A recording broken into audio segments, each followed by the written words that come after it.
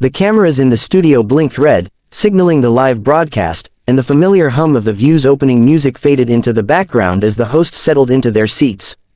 Joy Behar adjusted her chair, the sharp click of her heels on the polished floor echoing slightly beneath the bright stage lights.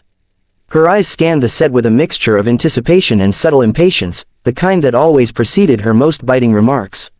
Across from her, Sandra Bullock sat with an almost regal poise, her hands folded neatly in her lap, a calm yet perceptive expression etched across her face. There was a quiet tension in the air, the kind that makes the studio crew unconsciously hold their breath, knowing something extraordinary was about to unfold. The conversation had started innocuously. A light segment on celebrity involvement in politics, a topic the show had danced around dozens of times, had quickly taken a sharp turn. Joy leaned forward, resting an elbow on the glossy table, her tone laced with incredulity. "I just don't understand how people can completely ignore the evidence in favor of celebrity opinions," she said, her words measured but piercing. Her gaze flicked to Sandra, who returned it with a serene steadiness that made the exchange feel like a duel without weapons, where intellect and composure were the only ammunition.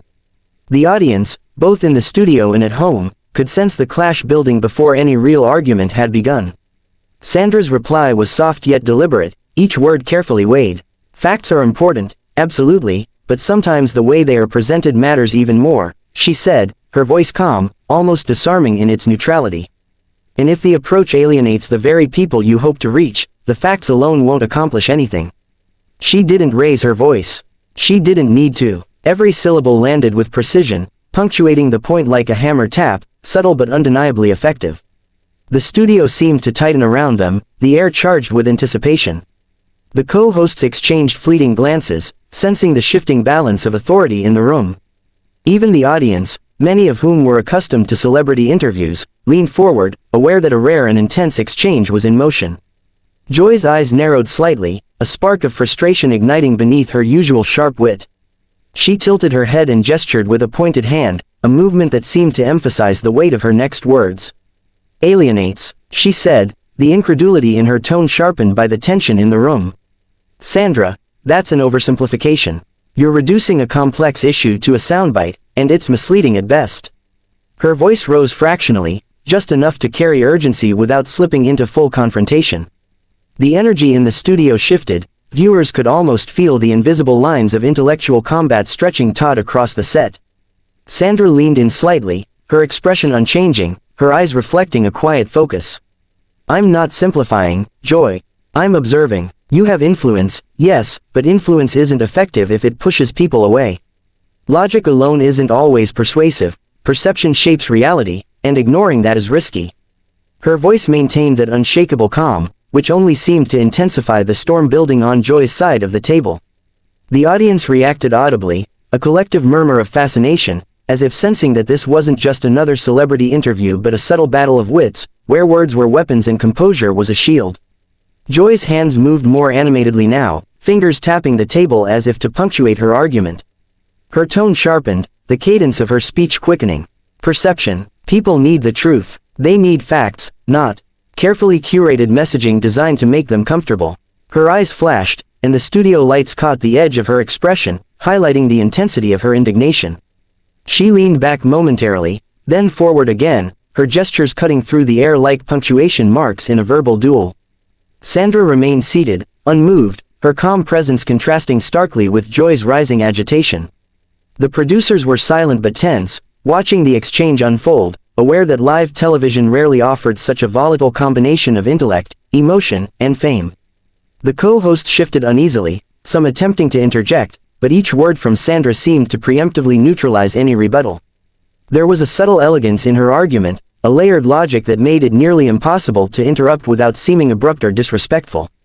The audience felt it too, their attention captured completely, the usual chatter and background noise faded into a collective focus on the exchange between these two formidable personalities.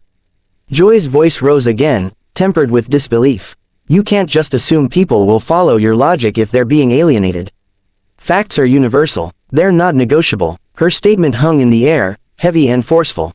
Sandra's response was almost imperceptibly softer, yet it carried an undeniable authority. "Facts are universal, yes, but people filter them through emotion, trust, and experience. You can present the facts perfectly, but if the delivery isolates the audience, the facts lose impact. That's all I'm saying. Her calm logic seemed almost surgical, cutting through the heat of the moment with the precision of someone who had mastered the art of persuasion over decades. The tension in the studio escalated as the back and forth continued. Joy's sharp wit clashed with Sandra's composed reasoning, creating a unique spectacle of intellect versus poise. The audience was riveted, the kind of attention that comes from knowing something extraordinary was happening, something that would be dissected online, talked about over coffee, and shared across social media for days to come. Every glance, every gesture, every measured pause became amplified in the charged atmosphere. The debate had evolved beyond the topic itself, becoming a demonstration of contrasting styles, passionate urgency versus calculated calm. Minutes stretched, but the intensity didn't wane. Joy's energy was kinetic, her emotions barely contained as she leaned into her points, emphasizing the urgency of speaking the truth and defending the facts. Sandra's responses remained unwavering, each word measured and deliberate, conveying confidence and control that made the audience instinctively lean in. The dynamic was almost hypnotic, a masterclass in live debate, and the co-hosts, usually accustomed to guiding conversations, found themselves spectators to the intellectual duel unfolding before them. As the segment drew on, the subtle tension began to build toward an inevitable climax. Joy's rapid-fire delivery and pointed gestures met Sandra's calm, precise rebuttals, creating a palpable friction that could be felt in the studio's air. Cameras caught every flicker of expression, every micro-reaction, a raised eyebrow here, a pursed lip there, the slight tilt of the head signaling unspoken assessment. The energy was electric, the moment teetering on the edge of confrontation and revelation. For the viewers at home, it was mesmerizing. The two women, icons in their respective arenas, had transformed a routine discussion into a battle of intellect, strategy, and composure. Each moment built upon the last, every counterpoint stacking like carefully placed chess moves, leaving no room for error, no space for retreat. It was a collision of temperament and ideology, and everyone watching knew it. This was more than a conversation, it was a defining moment, a display of how passion and poise can coexist, collide, and challenge one another in real time. By the end of the segment, the room was charged with anticipation, co-hosts exchanging nervous glances, producers leaning forward, unsure whether to intervene or let the drama unfold. Joy Behar's energy remained fierce, her commitment to truth unyielding, but Sandra Bullock's unflappable demeanor had set a tone no interruption could easily shatter. Every eye in the studio, every camera lens, and every viewer at home waited for the next move, aware that a defining moment of television was quietly, but unmistakably, taking shape.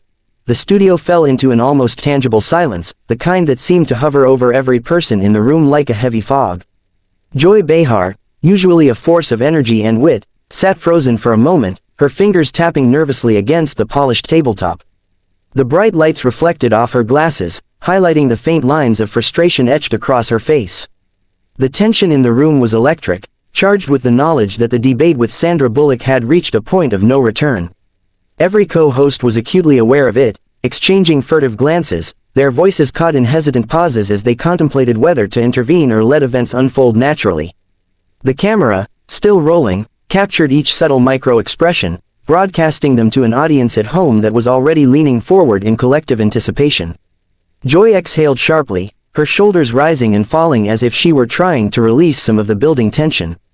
Her eyes darted toward Sandra, who sat with unshakable poise, her calm demeanor almost infuriating in its restraint. Joy's lips pressed into a thin line, and for a moment, the air seemed to crackle with the weight of unspoken thoughts. The audience murmured softly, sensing that a momentous decision was imminent. Viewers at home could feel it through their screens, something significant was about to happen, a rupture in the usually smooth flow of the view. The anticipation was almost unbearable. Joy's voice broke the silence, slightly louder than usual, though still measured, carrying the unmistakable tremor of suppressed frustration. I cannot continue like this," she said, each word deliberate, each syllable dripping with the tension that had built over the course of the segment. The phrase hung in the air, heavy, resonant, leaving a temporary echo in the studio. The co-hosts leaned in, some shifting uncomfortably in their chairs, while producers behind the cameras glanced at one another, unsure how to respond. The silence that followed was profound, a mix of shock, curiosity, and disbelief. This was not just a heated debate, this was a breaking point. Sandra's voice, calm and measured as always, cut through the tension, almost impossibly steady. "Joy, I'm simply sharing my perspective. That's all," she said, her words soft but unyielding. She didn't raise her voice, didn't demand attention, yet her composure dominated the room in a way that made Joy's agitation stand out even more.